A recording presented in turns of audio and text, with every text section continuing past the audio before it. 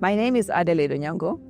I'm the director of the cluster at the WHO Regional Office for Africa that deals with promoting health among populations, looking at issues that are related to climate change, food security, safe food, control of the prevention of non-communicable diseases, and a whole range of other factors that undermine health. So we promote health in my team at the regional office.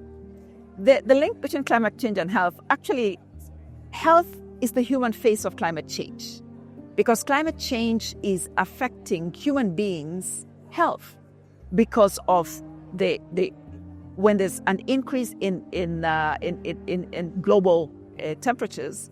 What that affects is the access to food, the heat waves that cause direct impacts on the young babies, for example, women who are pregnant, who can, in some cases, they cannot breastfeed. It is increasing a lot of other diseases that are linked with linked with the vectors that are gaining more ground to thrive in the higher grounds. For example, in the African region, we've had in the last 10 to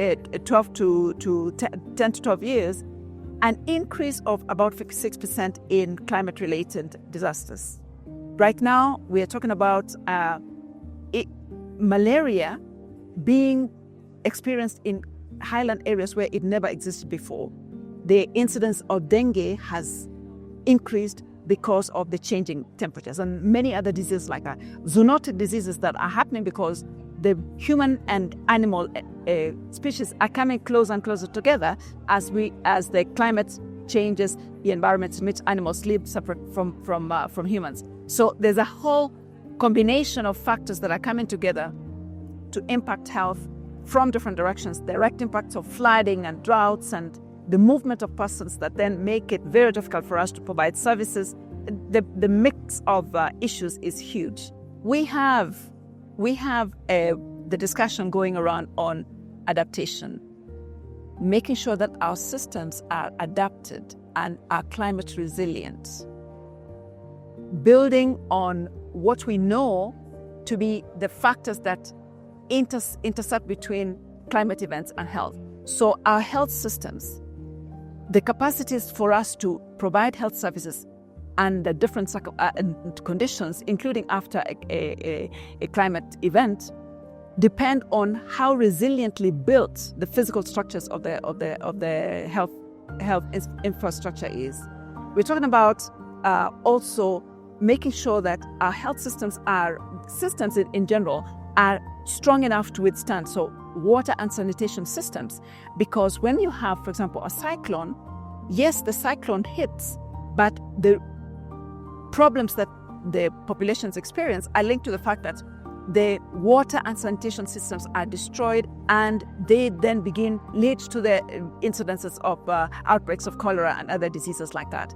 So it's a question of really working on a whole series of intersecting systems. So to ensure that, for example, the infrastructure of the healthcare facilities themselves is climate resilient, so that they can continue to provide services, they can continue, supply chains can maintain, and that means that the roads going to remote villages can still be accessed, or we find alternative means to deliver those services when we cannot physically go to them. So taking advantage of also the technologies that are coming up to be able to provide services through telemedicine, so that we're not limited to, okay, because something is broken down, the road is broken down, we can't go to them.